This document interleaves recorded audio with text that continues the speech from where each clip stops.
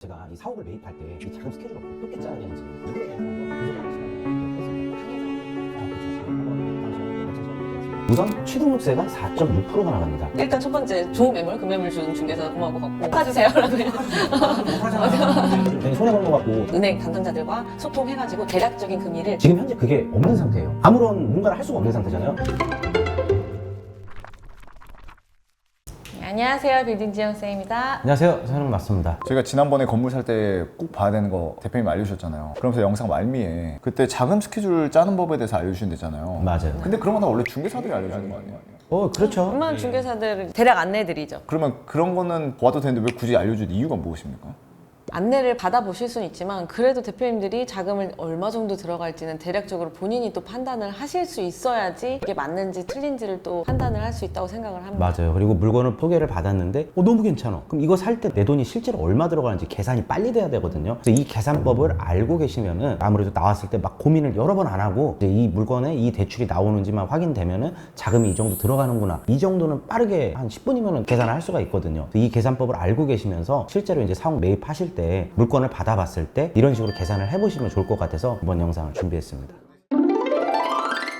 실제로 매수를 하려고 하시는 분들 중에서 건물이 75억입니다 하니까 진짜 75억으로만 생각하고 오시는 분들도 간혹 계신가요? 있어요. 단순하게 거기서 반 대출 받으면 35억 들어가겠네 이렇게 생각하고 오시는 분들이 있습니다. 하지만 매매가의 반 대출 받고 내 나머지 돈이 들어가는 게 아니고 그 외로 이제 취등록세도 내야 되고 등기 비용도 내야 되고 그다음 뭐 중개보수도 내야 되고 그리고 건물 같은 경우는 그 임대사업자 포괄양도 양수를 하게 되면은 건물분 부가세를 안 내도 됩니다. 하지만 예를 들어서 새 건물이라든지 혹은 임대사업이 안 돌아가는 건물이야. 공실 건물을 갖다 내가 인수를 했어. 그럴 경우에는 건물분에 대한 부가세를 또 내야 돼요. 부가세를 내고 환급을 받는 그런 형식으로 가야 되기 때문에 건물분 부가세도 꼭 체크를 하셔야 됩니다. 네, 그래서 말이 나온 김에 오늘 제가 하나씩 찝어보면서 다 알려드릴 수 있도록 하겠습니다. 네, 실제 예시를 한번 준비해봤습니다. 네. 예를 들어 이제 뭐 매매 금액이 78억인 건물을 저희가 매입을 검토하는 단계에서 돈이 실제로 얼마가 들어가는지 이제 한번 보도록 하겠습니다. 매매 금액이 78억일 경우에는 우선 취등록세가 4.6%가 나갑니다. 4.6% 3억 5,880만 원. 이 금액이 나가게 돼 있고요. 여기에서는 이제 주택이 없다는 기준으로 그게 무슨 차이가 있는 거예요? 법인이 주택을 매입하게 되면은 대출도 일단 안 나오고요. 그다음 두 번째는 취득세 중과가 큽니다. 4.6%만 내도 되는 것을 13.4%를 내야 되기 때문에 맞아요. 네, 그 주택 부분에 대해서만 또 그 안분을 하기는 하는데요. 보통 이제 그 법인은 대출이 또 안 되기 때문에 주택 그냥 아예 피하시는 게 좋다고 생각합니다. 근데 실제로 저희가 꼬아빌딩 사옥을 살 때 대부분 다 근린 아닌가요? 주택이 들어가 있는 경우도 있어요? 간혹 있어요. 뭐 자리가 좋은데 뭐 그런 게 있을 수 있는데 그런 거 같은 경우는 잔금 전에 용도 변경을 꼭 통해서 잔금 시에는 올 근생 건물을 만들어 놓고 하는 거를 이제 당연히 권장을 드립니다. 이 매매 금액 옆에 보면 비고에 건물분 부가세 별도 100% 환급 이렇게 적었는데 이건 무슨 뜻인 거예요? 건물분 부가세를 내게 되면은요 말 그대로 부가세잖아요. 토지하고 주택은 부가세가 따로 붙지 않습니다. 이제 일반 건물 그리고 오피스텔 같은 경우에는 이제 부가세가 붙게 돼 있어요. 네, 업무용 상업용에는 이제 붙게 돼 있습니다. 사는 사람이 파는 사람한테 부가세를 지불하고 또 파는 사람이 나라에 세금을 내고 또 사는 사람은 환급을 받는 구조인데 포괄 양도 양수하는 계약은 어차피 내고 환급 받을 거기 때문에 이런 불필요한 절차가 없게끔 부가세를 면제시켜주는 혜택이 있는데 신축 건물 같은 경우에는 그런 혜택이 없어서 매도인이 이제 세금계산서 발행하고 매수인이 건물분 부가세를 지급하고 한 달 반 이내에 이제 환급을 받는 구조로 하고 있습니다. 아, 그러니까 어차피 내긴 내지만 다시 돌려받는다. 네, 맞아요. 근데 이제 매입할 때 그 금액 꽤 커요. 그게 지금 뭐 꼬마 빌딩이라도 보통 뭐 최소 1억에서 2억 정도는 건물분 부가세가 나갈 수 있기 때문에 또 더 뭐 큰 평수 신축 건물 같은 경우는 뭐 2, 3억도 나올 수 있어서 그 부분도 정말 필요한 준비 자금이라고 생각을 하셔야 될 것 같습니다. 그럼 이걸 실제 모르시는 분들은 이거 뭐예요? 하고 또 당할 수도 있겠네요. 당황할 수 있죠.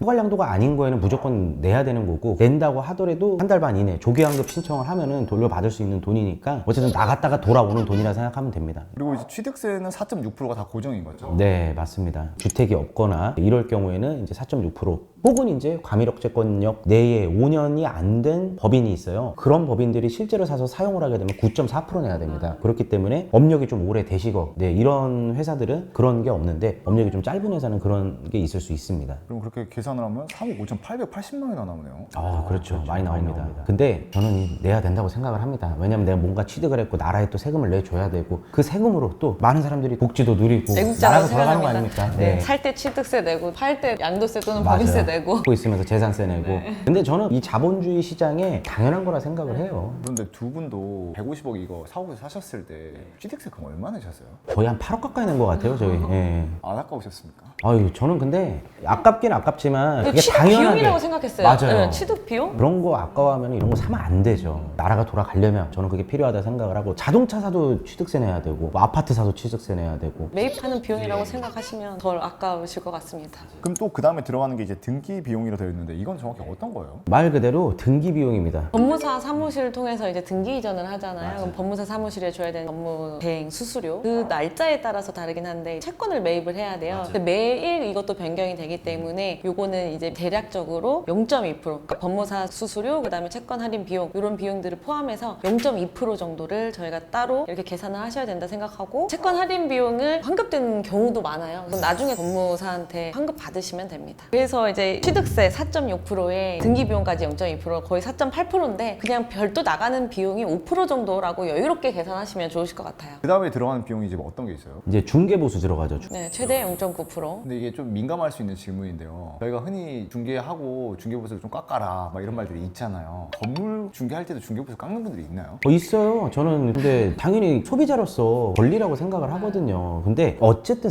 서비스업이잖아요. 저는 그렇게 생각해요. 내가 그만큼의 서비스를 받았다고 생각하면은 아깝지 않게 줄 거고 만족하면. 예를 들어 서비스에 불만족한다. 당연히 그럼 깎을 거예요. 저 같으면 당연히 그럴 것 같아요. 근데 저도 제 거를 매입하고 저희 아파트를 사고 팔고 할 때 저는 한 푼도 안 깎고 다 줬어요. 이게 부동산비가 좀 복비라 그러잖아요. 복비. 왜 복비겠어요? 복 날라가요. 깎으면 복 날라가. 솔직히 아니 깎아서 기분 좋을 수도 있어. 근데 저는 제가 지금까지 중개보수 드렸던 분들이 다 서비스를 만족하게 해주셨어요. 그렇기 때문에 저는 아깝지 않게 다 드렸던 거고 저는 뭐 영 마음에 안 들면 깎아도 된다고 생각을 합니다. 어쨌든 이 액수도 적은 금액은 아니니까 중개사가 한 만큼 그냥 잘 하시면 되지 않을까 싶어요. 대표님들께서 서비스가 만족스러우면 준댔잖아요. 근데 이 서비스의 기준이 상당히 애매모호할 수도 있을 것 같은데 건물을 살 때 있어서 내가 좋은 서비스를 받았다고 판단할 수 있는 기준이 뭐라고 생각하세요? 저는 금매물 잘 샀어요. 나에게 맞는 매물을 좋은 매물을 찾아주는 중개사 그건 중개사일 것 같거든요. 네. 뭐 예를 들어 저희 살고 있는 뭐 센트럴 아이파크를 살 거야. 40평대가 시세가 40억에 나왔어. 근데 금매로 38억에 나온 집을 갖다 중개사님이 나한테 소개를 해줬어요. 얼마나 감사한 일이야. 안 깎고 다 드려야지 그러면은. 이런 경우고 예를 들어 40억이 시세인데 물건이 없다고 41억 그 다음에 튀어나온 거를 절 줬어. 내가 그때 돈을 조금 샀어. 깎아주세요. 그때 좀 깎아주세요. 아 좀 억울하잖아. 내가 좀 괜히 손해보는 것 같고 저 같으면 그럴 것 같아요. 하지만 어쨌든 나한테 이런 재산적으로 이득을 줬다. 그러면은 저는 아깝지 않게 줄 것 같습니다. 일단 첫 번째 좋은 매물, 금매물 준 중개사 고마울 것 같고 내가 다 알아봐야 되는 것들을 은행이라든지 이런 법무사 사무소 이렇게 정말 스무스하게 다 연결을 해준다? 이런 중개사한테도 고마울 것 같아요. 맞아요. 그러니까 물어보기 전에 저희는 신조가 이거거든요. 물어보기 전에 먼저 알아서 해주자. 질문 받을 거를 미리 예상해서 먼저 알아서 해주자. 이런 서비스를 받으면은 진짜 싫어할 사람이 아무도 없어요. 그리고 건물 막 몇십억 이렇게 살 정도면은요 안 아깝거든요. 가심비라 그러죠. 가심비. 네, 가성비보다는 이 정도 규모면은 가심비입니다. 저도 마찬가지로 여기서는 제가 판매자지만 여길 나가는 순간부터 구매자거든요. 가심비에 저는 만족을 하면 오히려 고기 먹으러 가면 고기 구워주시는데 감사하다고 10,000원 드리고 20,000원 드리고 오히려 팁 주잖아요. 저는 그것도 가심비라고 생각을 하거든요.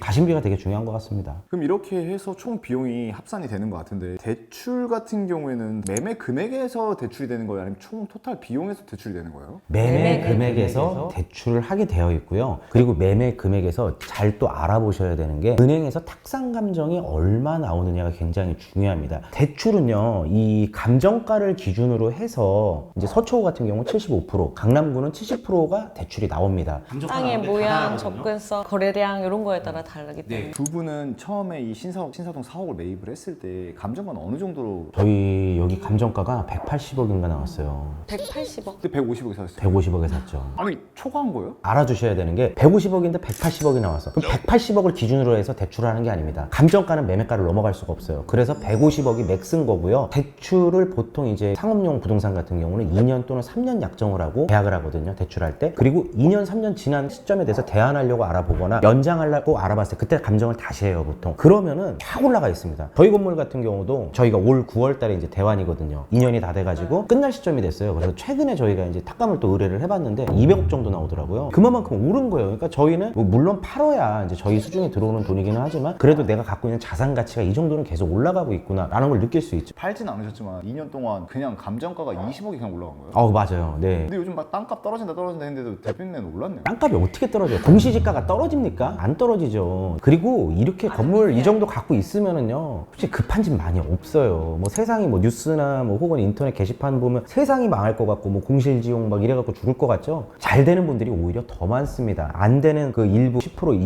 20% 이게 우리 전체적으로 100%의 건물을 다 판단할 수 있는 건 아니잖아요. 그래서 불이한 대출하지 말아라. 소득을 넘기는 이자 이기려고 하지 말아라. 항상 제가 말씀드리는 게 그겁니다. 이렇게 해서 탁감 금액까지 나오면 이제 이자 계산이랑 하잖아요. 근데 대출을 받고 치렀을 때 금리는 4%로 잡으시는데 그렇게 잡으신 이유가 있으세요? 그때마다 달라요. 지금 이 4% 같은 경우가 예를 들어 그냥 잡은 겁니다. 현재 제가 크게 대출 이자에 대해서 두 가지로 말씀을 드리겠습니다. 첫 번째는 임대업 법인. 내가 새로 신생법인을 만들어서 임대업 하려고 하는 법인, 말 그대로 임대사업을 하려고 하는 법인은 지금 조건이 굉장히 안 좋습니다. 주로 매출이 임대료로만 있는 법인을 맞아요. 말씀드리는 거예요. 그런 법인은 지금 거의 4% 중후반에서 많으면은 5% 초중반까지도 갑니다. 전 은행이 다 그래요. 지금 전 은행이 다 똑같고 임대업을 그만큼 지금 가장 안 좋게 보고 있어요. 그리고 두 번째는요, 실제로 저희처럼 사업을 통해서 현금으로 매출, 재무제표가 괜찮은 회사들을 예를 들어 말씀을 드려볼게요. 그런 회사들은 지금 이자가 한 3% 중반에서 많으면 3% 중후반 이렇게 나오고 있습니다. 금리 차이가 엄청나게 차이가 많이 2% 나는 정도 거예요. 차이 나네요. 2% 차이가 나요. 근데 그게 이자에 미치는 영향이 굉장히 큽니다. 이게 정부에서 밀어주는 부동산 정책이라든지 이런 것들이 있을 거 아니에요. 기업에 대한 규제라든지 혹은 완화 정책이라든지 이런 것들이 있을 건데 지금 현재 그게 없는 상태예요. 아무런 뭔가를 할 수가 없는 상태잖아요. 그러다 보니까 은행들이 리스크 관리를 하는 거죠. 회사 매출 나오는 회사들은 안정적이다. 이자를 감당할 수 있겠구나. 임대업 법인은 공실이 생기면 이자를 감당 못하겠구나. 그렇죠. 이렇게 판단. 맞아요. 그렇기 때문에 오히려 지금 이렇게 실제 현금 흐름이 있는 이 법인들한테는 정말 후하게 은행에서 지금 대출을 해주고 있습니다. 네, 그래서 그거의 중간인 4%로 저희가 이자를 잡아본 거고요. 대표님도 이제 스케줄표를 짜실 때 이제 방법을 알려드린 거니까 첫 번째 이제 주거래 은행에 물어보시고 잔금할 때는 또 바뀔 수가 바뀌어요. 있거든요. 맞아요. 그래서 대략적인 거 너무 이제 타이트하게 짜지 마시고 조금은 여유롭게 은행 담당자들과 소통해가지고 대략적인 금리를 미리 조금 안내받아 두셔서 이렇게 자금 스케줄표를 짜시면 좋을 것 같습니다.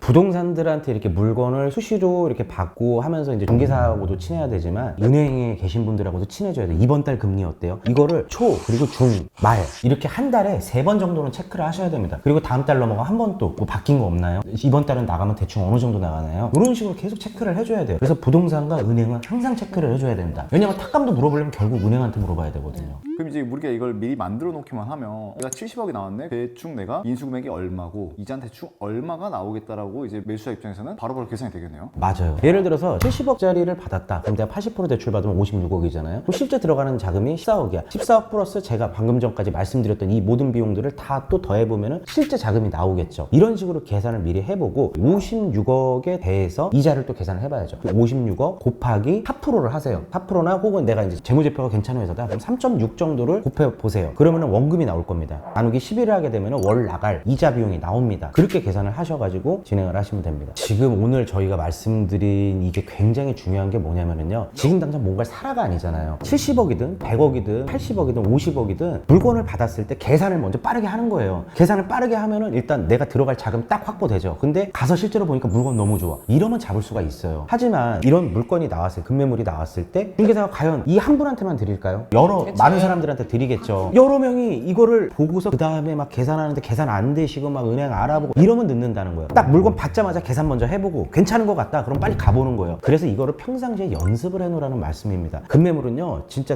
뜨게 되면은요, 진짜 빨리 소진이 돼요. 그리고 기회가 꼭 나한테만 오는 건 아닙니다. 많은 사람들한테 가기 때문에 이 계산법을 항상 숙지를 하고 계셔야 됩니다. 그리고 이거 모르는 중개업자도 굉장히 많거든요. 중개업자보다 더 많이 알게 되는 거예요. 저희가 그래서 최근에 계속 공부를 해야 된다라고 말씀을 드리잖아요. 이런 것들부터 돈 공부, 저는 정말 재밌는 게 돈 공부거든요. 돈이 얼마가 들어가고 내 돈을 얼마 쓰면 얼마를 벌고, 저는 그런 돈 공부가 너무 재밌어요. 그래서 저는 이 자금 스케줄표 짤 때마다 새로운 물건 보는 것도 흥미롭지만 자금 스케줄표 짤 때마다 굉장히 행복해요. 최근에 저희가 금매 영상을 올렸을 때 정말 많은 팀이 와서 열몇 팀이 다음날 보러 오셨는데 그 중에서 정말 당일날 선택하신 분이 계시거든요. 그분도 이런 본부가 돼 있으셨기 때문에 그렇게 좀 빠른 선택을 할 수 있지 않았을까 생각을 합니다. 그래서 정말 공부가 중요하다. 지금은 공부를 할 때라고 생각을 합니다. 그리고 건물이라는 게요, 미쳐야 돼요. 미쳐야 돼요. 내가 눈 감고 잠들었을 때 꿈에서도 나와야 되고, 눈 뜨고 일어나서도 갖고 싶어 막 이렇게 갖고 싶어 죽어야 돼요. 그래야 와요. 그냥 뭐 단순히 뭐 공부하는 것도 방법의 일종이긴 하지만 정말 그런 식으로 미쳐야 돼요. 미치다 보면은 어느 순간 좋은 게 내 눈앞에 나타나더라고요. 그래서 아무튼 건물을, 정말 좋은 건물을 가지려면 건물에 미쳐야 된다. 사랑에 빠져야 된다. 그리고 남들이 안 좋다고 할 때 해야 그게 기회다. 남들이 좋다고 할 때는 기회가 아니에요. 그거는 함정입니다. 그래서 이렇게 공부를 하고 계시다가 저희가 정말 괜찮은 매물, 저희가 진짜 보증할 수 있는 그런 좋은 건물 나올 때 저희가 이렇게 영상으로 또 찾아뵐 테니까요. 진짜 기회가 왔을 때 또 이렇게 잡을 수 있는 그런 2025년이 되셨으면 하는 바람입니다. 저 사실 기회는 누구에게나 열려있다고 생각을 하거든요. 누구에게나 열려있지만 그래도 그 기회를 잡는 사람은 본인이 또 노력하고 실천을 하기 때문에 잡을 수 있다고 생각을 합니다. 그래서 언제든지 공부하셨다가 과감하게 내 선택이 옳아 이렇게 했을 때 꼭 도전을 하시기를 바라면서 저희는 또 다음에 좋은 영상으로 찾아뵙도록 하겠습니다. 감사합니다. 감사합니다.